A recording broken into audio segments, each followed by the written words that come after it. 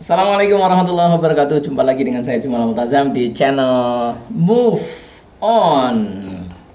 Sahabat-sahabat, kita masih akan membahas buku ini dalam modul-modul training motivational speaking. Bagaimana memotivasi diri dan orang lain. Ya. Kita sudah sampai di bab 2. Di video yang lalu adalah video introduction bab 2. Dan sekarang kita melanjutkannya, yaitu tentang berbicara dengan sepenuh hati. Tentang berbicara dengan sepenuh hati.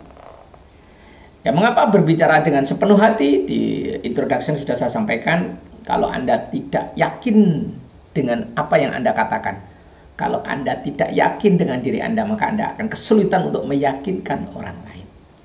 Nah, itu sebabnya mengapa kita harus yakin sepenuh hati. Ya, kita harus yakin sepenuh hati. Nah, yakin tentang apa? Yakin tentang diri kita. Ya, kita tidak ada keraguan tentang diri saya. Tidak ada keminderan, tidak ada kegrogian, tidak ada perasaan tidak layak, perasaan tidak pantas. Nggak ada itu. Ya, itu tentang diri kita sendiri. Kemudian yang kedua adalah tentang diri yang kita ajak bicara. Tidak ada penilaian buruk tentang dia, sedemikian sehingga kita menjadi kikuk ngomongnya. Atau tidak ada penilaian dia terlalu tinggi. Misalnya saya merasa saya tidak berpendidikan, wah kok dia dosen ya, atau dia profesor ya. Itu menjadi perasaan terlalu tinggi, itu membuat perasaan menilai orang terlalu tinggi, itu membuat kita menjadi tidak bisa maksimal di dalam komunikasi. Dan sebaliknya, menilai orang terlalu rendah, kalau dia kita lihat terlalu rendah, maka yang muncul mimik kita adalah mimik tinggi hati, merasa mulia. Kita orang yang berbicara jadi merasa mulia, merasa tinggi hati, merasa sombong. Dan kesannya jadi buruk, komunikasi pun tidak akan sampai. Atau kita merasa dia orang yang patut disalahkan. Nah, itu kalimat-kalimat kita juga nanti akan buruk. Jadi menganggap diri kita buruk juga tidak mudah untuk meyakinkan dia. Menganggap diri dia terlalu buruk atau terlalu rendah atau terlalu tinggi, itu juga membuat kita tidak nyaman menyampaikannya, sehingga tidak bisa maksimal komunikasinya juga. Dan yang ketiga adalah tentang ide atau produk kalau kita sales. Ya, tentang produk yang kita jual. Kalau kita dengan produk itu saja nggak yakin, ya bagaimana kita meyakinkan orang? Kita sendiri aja nggak yakin, gitu ya. Nah, oleh karena itu 3 hal ini penting, sahabat-sahabat ya. Kalau kita ingin bisa meyakinkan orang, ya, kita harus yakin 3 hal. Minimal 3 hal ya. Mungkin masih ada yang lain, tapi minimal 3 hal. 1, yakin bahwa diri kita baik-baik saja. Tidak ada masalah yang serius dengan diri saya dalam kaitannya dengan apa yang akan saya sampaikan. Yang kedua, orang yang kita ajak bicara adalah baik-baik saja. Dia tidak terlampau mulia, tidak terlampau tinggi, sehingga kita takut, sehingga kita tidak berani ngomong. Atau dia tidak terlampau buruk, tidak terlampau rendah, tidak terlampau tidak berguna, begitu, sehingga kita jadi sombong jadinya. Ini juga komunikasi juga tidak akan lancar. Dan tentang ide atau produk yang akan kita sampaikan. Kalau kita merasa ide kita oke, ide kita baik untuk dia, maka kita menyampaikannya pun dengan lancar. Tapi kalau kita merasa kayaknya ide saya bakal ditolak deh, kita sudah begitu ya nggak akan jadi. Nah, kalau kita 3 itu bisa meyakini ya, yakin bulat sepenuh hati, kita bisa berbicara dengan sangat meyakinkan atau congruence. Karena tidak ada bantahan di dalam diri kita, itu sebutannya congruence ya. Di pertemuan kita di video introduction bab 2 kemarin sudah saya sampaikan. Orang yang berbicara dengan congruence, orang yang bicara dengan sepenuh hati, itu seperti sinar laser yang ditembakkan ke objeknya, bahkan dia bisa memotong besi baja. Ya. Atau ibarat kita melempar anak panah yang melesat masuk ke dalam hatinya, lubuk hatinya. Itu kalau kita congruence, kita yakin. Jadi kalau kita tidak yakin, ya orang lain akan terasa secara unconscious, secara tidak sadar atau secara sadar, orang akan terasa gak meyakinkan. Gitu sahabat-sahabat. Nah, sekarang saya ingin bahas bagaimana membuat diri kita ini, bagaimana membuat kita meyakini bahwa diri kita ini baik-baik saja. Dengan kata lain, kita percaya diri. Kalau diri kita tidak baik-baik saja, ada masalah, kita menjadi tidak percaya diri atau tidak pede. Maka kita harus meyakini diri kita ini baik-baik saja. Maka kita jadi pede. Inilah rahasianya, ya. Tak bacakan sedikit dari isi bukunya, ya. Halaman 49. Buku Motivational Speaking. Anda tidak mungkin bisa memotivasi dan meyakinkan orang dengan perasaan tidak percaya diri, begitu ya. Introduction di paragraf 1. Memotivasi orang butuh perasaan yang baik tentang diri sendiri. Perasaan yang layak, perasaan yang pantas untuk memberi motivasi. Kalau kita mau memotivasi, ya. Lah kalau kita sendiri aja tidak termotivasi, kok kita memotivasi orang bagaimana? Begitu ya. Malangnya perasaan tidak percaya diri itu sering muncul dengan sendirinya. Nah, itu persoalannya. Ya. Tanpa diundang. Itu malangnya kita itu perasaan tidak layak, perasaan tidak percaya diri itu sering muncul sendiri. Nggak usah diundang. Tetapi kabar baiknya adalah perasaan baik ini bisa dilatih.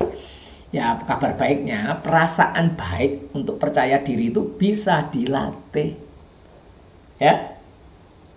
Perasaan percaya diri itu bisa diundang dengan latihan. Nah, buku ini akan membuat Anda mudah memanggil rasa percaya diri.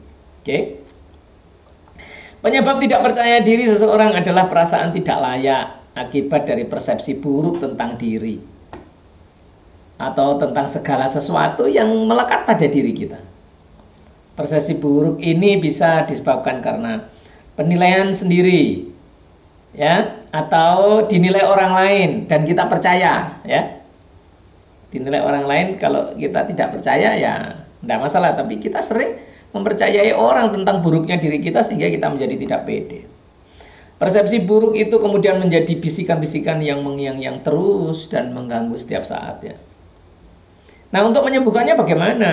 Ialah dengan membuat kesimpulan-kesimpulan baru. Membuat definisi-definisi baru, membuat kesimpulan-kesimpulan baru yang menjadi keyakinan baru, ya. Yang lebih mendukung diri kita. Oke? Nah, namanya adalah membuat kesimpulan-kesimpulan baru, namanya adalah content reframing. Kalau nggak salah video yang lalu sudah pernah saya kasih, ya, content reframing. Pada saat kita bahas apa meaning kali, ya. Iya. Pada saat kita bahas meaning, saya sudah bilang ada content reframing, ada konteks reframing. Ya, reframing adalah memberi makna ulang pada persepsi yang buruk agar menjadi persepsi yang baik. Gitu ya. Dan berguna dalam hidup kita. Baik persepsi terhadap apapun, terhadap orang lain, terhadap lingkungan kita, maupun terhadap diri sendiri. Kalau kita menganggap persepsi buruk, diri kita ini buruk, sahabat-sahabat, persepsi itu adalah sesuatu yang kita buat sendiri dan kita percayai sendiri. Kita buat sendiri dan kita percaya sendiri. Tapi kadang-kadang juga dibuatkan orang lain, tapi kita percaya. Maka itu jadi persepsi. Ya. Jadi persepsi, jadi konsep, jadi keyakinan. Nah, kalau keyakinannya itu adalah diri kita buruk, maka kita menjadi tidak percaya diri. Begitu kira-kira proses terbentuknya.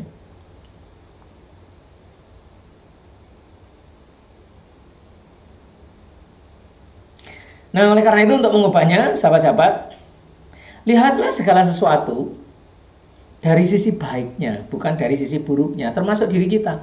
Mari kita belajar untuk menemukan karunia yang diberikan Allah. Temukan karunia agar kita bisa mensyukuri, agar kita bisa mengenali diri kita ini penuh dengan karunia.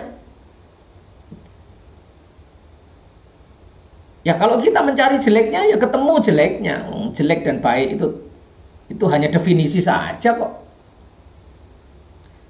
Kalau kita mendefinisikan diri kita baik, ya baik. Kalau kita mendefinisikan diri kita jelek, ya jelek. Pak, tapi kenyataannya dibanding orang lain, Pak, saya lebih jelek. Loh, itu berbandingan dengan perbandingan apa? Wong ukuran itu juga Anda buat sendiri. Oh, ternyata orang yang baik itu adalah orang yang kulitnya warnanya putih. Belum tentu. Itu kan perasaan kita. Orang-orang barat, orang-orang Amerika sekarang seneng dengan kulit wajahnya, kulitnya sawo mateng. Loh kan? Meleset gitu. Oh, pemandangan yang indah itu adalah pemandangan yang penuh salju putih. Seperti kapas. Belum tentu. Orang-orang barat itu melihat matahari itu senang sekali. Nggak ada salju. Begitu saudara-saudara. Oh, orang cantik itu yang seperti itu. Seperti itu, aku jelek. Belum tentu. Orang barat itu melihat kita orang jelek-jelek itu cantik baginya. Nggak tahu kita. Kalau nggak percaya coba lihat orang-orang. Tapi lihat sendirilah. Bagaimana cara orang barat itu menilai kita. Belum tentu. Ya, biasanya begini biasanya. Segala sesuatu yang kita lihat pada orang-orang negara maju, maka segala sesuatunya tampak hebat. Apapun menjadi tampak hebat. Sekarang ini, dulu Indonesia itu apapun itu tampak buruk karena miskin. Sekarang ini mulai diakui orang barat. Kulitnya orang Indonesia itu hebat. Orang Indonesia itu ramah-ramah. Dulu orang barat itu makan gorengan aja enggak mau. Sekarang makan gorengan pinggir jalan penuh debu, nyantai aja dia. Karena harkat kita naik, jadi ukurannya menjadi ukuran baik. Setelah ukurannya baik, semua tentang kita jadi baik. Betapa nisbinya kita mengukur ini. Jadi kalau kita menilai diri kita jelek, itu hanya penilaian belaka. Hanya ukuran-ukuran yang kita buat sendiri. Banyak orang cantik yang tidak pede, tetapi banyak pula orang-orang yang tidak terlalu cantik pede. Menarik juga akhirnya. Menarik juga. Banyak kan host bintang film yang nggak terlalu cantik, nggak terlalu ganteng, tapi menarik. Mengapa? Saya jujur ya. Mungkin juga banyak orang kita, orang Asia, orang Indonesia terutama. Kalau melihat wajahnya Oprah Winfrey, menurut saya nggak terlalu cantik. Tetapi karena hatinya indah sekali, itu dia jadi menarik. Nah, ini kan tergantung ukuran. Nah, ukurannya apa? Nah, lihatlah sisi baiknya. Dan buatlah ukuran-ukuran yang menguntungkan kita sehingga kita bisa percaya diri. Nah, kita membuat ukuran-ukuran yang merugikan sehingga kita melihat karunia ini menjadi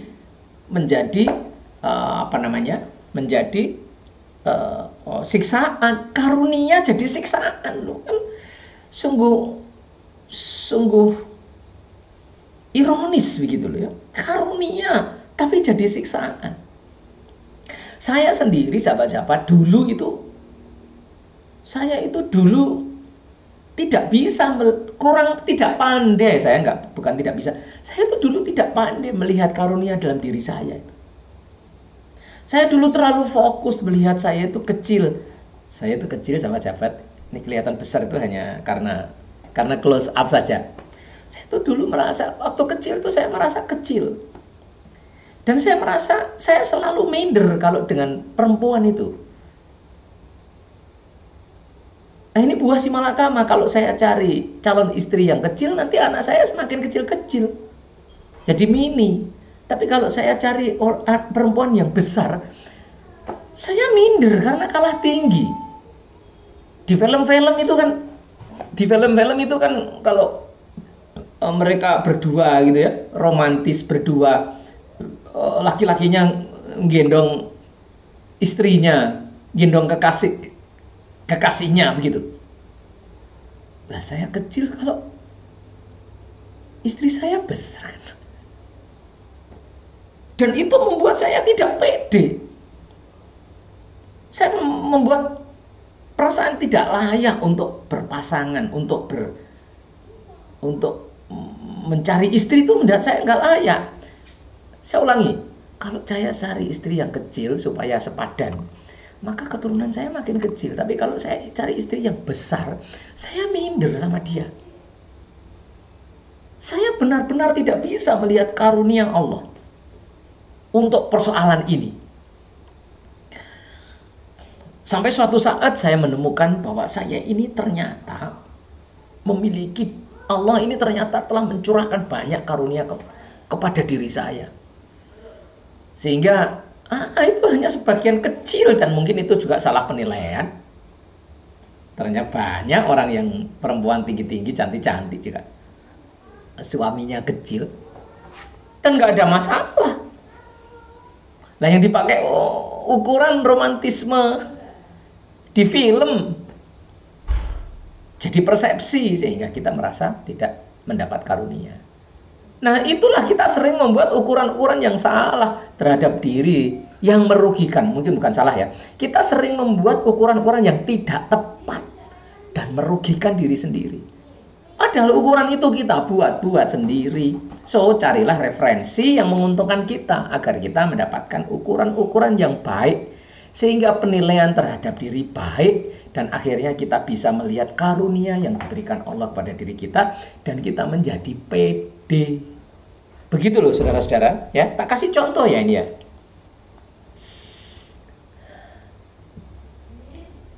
Yang kemudian kita menjadi tidak pede itu ya, kita merasa aku tidak ganteng sehingga tidak pantas gitu. Gigiku memalukan, aku kecil, postur tubuhku tidak seimbang, produk saya kurang berkualitas, aku sering tidak menepati janji. Ya, ini tentu buruk.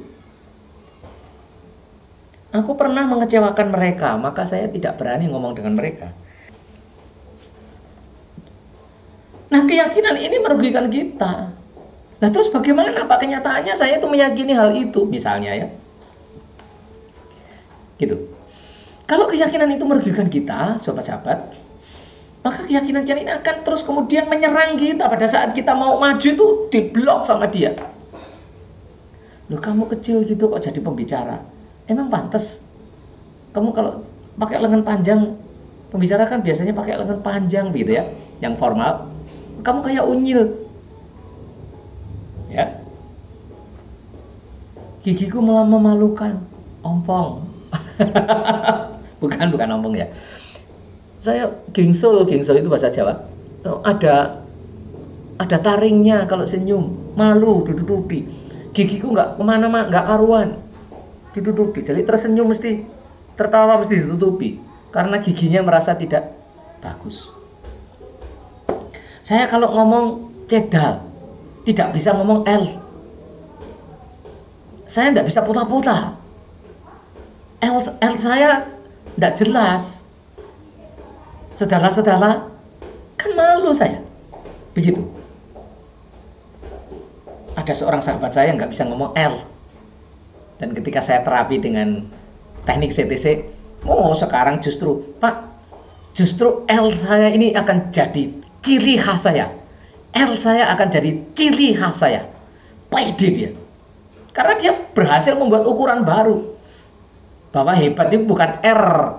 Enggak. Justru L malah seperti orang Perancis. Nah, begitu dia membuat ukurannya sendiri. Sehingga ini jadi karunia begitu. Ya. Oke, bagaimana caranya sahabat-sahabat?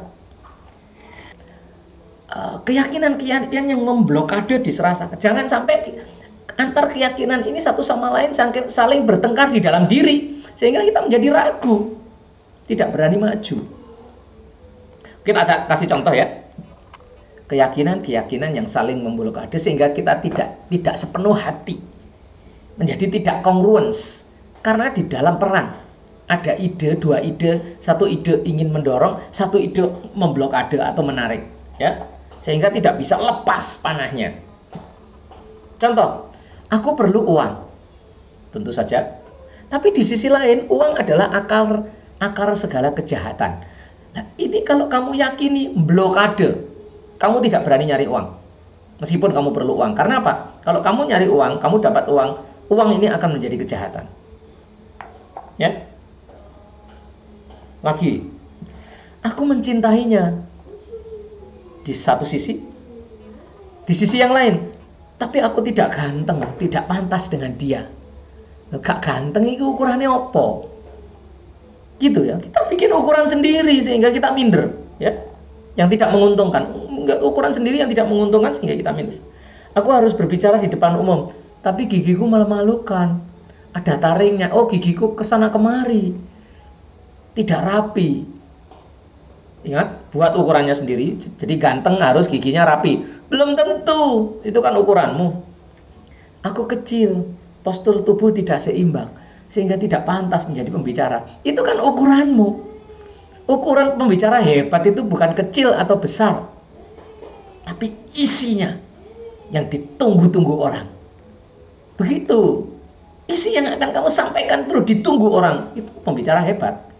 Bukan soal kecil atau besar. Begitu loh sahabat. Nah, kita sering membuat definisi sendiri dengan ukuran-ukuran sendiri. Aku harus memenangkan persaingan, tapi produk saya kurang berkualitas. Ya? Aku butuh dipercaya, tapi aku sering tidak menepati janji. Terus kemudian saya nggak berani ngomong sama dia. Aku ingin mereka mendukungku, tapi aku pernah mengecewakan mereka. Mana mungkin aku bisa nyuruh mereka aku mengecewakan. Ini tabrakan ini.